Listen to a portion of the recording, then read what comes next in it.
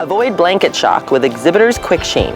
Horse owners know the pain of trudging out in the stinging cold to catch their horse, to only get stung again when taking off their blanket. Exhibitor's Quick Sheen may not be able to take the cold out of winter, but it can take the sting out of blanketing. Simply spray a small amount of product on the inside of the blanket before placing it on your horse and reduce the hassle of static while adding shine to your horse's coat all winter long. Make winter blanketing a shining experience with Exhibitor's Quick Sheen.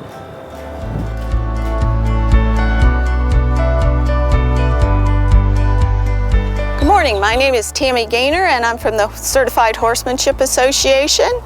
And this morning we will be doing a CHA safety tip. And this is my assistant, Kristen. And this is American Quarter Horse Association Silver's High Dollar.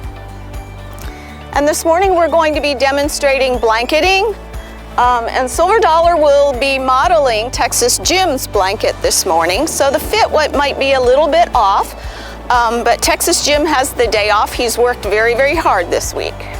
So when you have an open front closure blanket, the first thing you want to do is step away from the horse. You do not want to try and do this right next to the horse.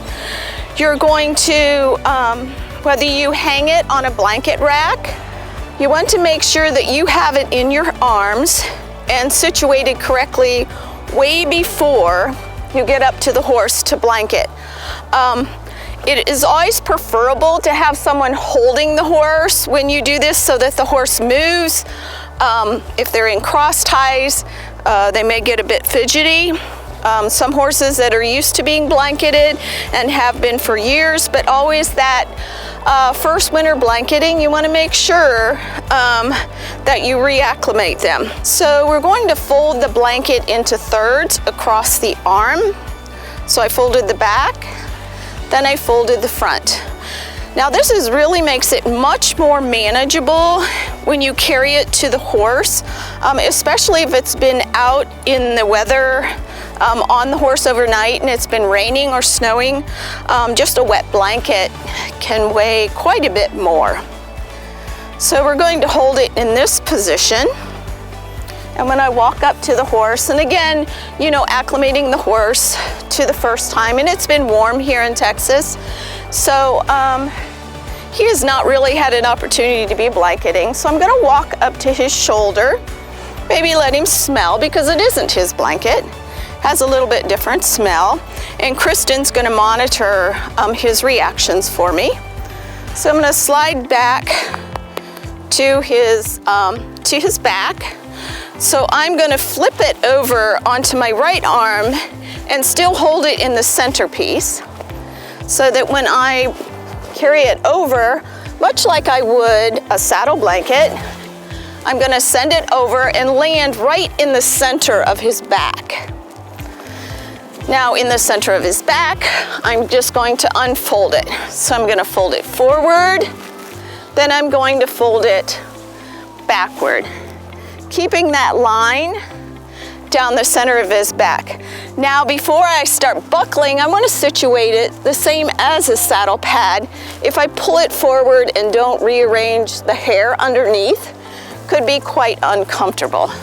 So I'm going to make sure when I arrange it, I lift it up. In buckling a blanket, there's a term, always from front to back, and then unbuckling, and we'll go over that also, from back to front.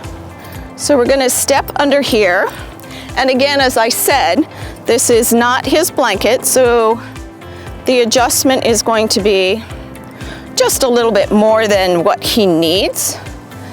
But you notice that I'm standing to the side. I'm not standing directly under his neck or directly in front of him, and Kristen is doing the same. This gives him an opportunity to shift if he needs to, just a little bit. And really important, some of these will have buckles, just snaps, and some have the buckles. Make sure that you tuck everything into a keeper. So now before I do the belly band or anything in back, I'm going to go to the off side and I'm going to make sure that everything is flat. Okay, so that's adjusted well on his withers. And I'm going to walk around. And I want to make sure on this side also everything is laying flat and that her belly band is not twisted. So now I'm going to come back around the front. And when I reach under to get the belly band, I always face forward in case he would happen to lift that back leg and doesn't catch me in the face. And also so that my head is beside his belly. So I reach under, grab, and then I'm going to buckle nice and tight. Now I want to make sure that this is fairly tight fit so that it's almost up against his belly, because the last thing I want is for him to get outside, roll, and then it start twisting. So this is a bit loose. We would, again, because this is not his blanket, I don't want to adjust it too much, but it would be, we would probably go in maybe another 2 inches or so. Now we work our way to the back, and again, I don't want to stand directly behind him. I want to reach back, want to grab the leg band, come around. This blanket has a hole that comes through and snaps. Now I'm going to walk around to the other side. I'm going to put my hand on his rump so he knows I'm there. Come around. Make sure the tail is not stuck. And again, you want these fairly tight also.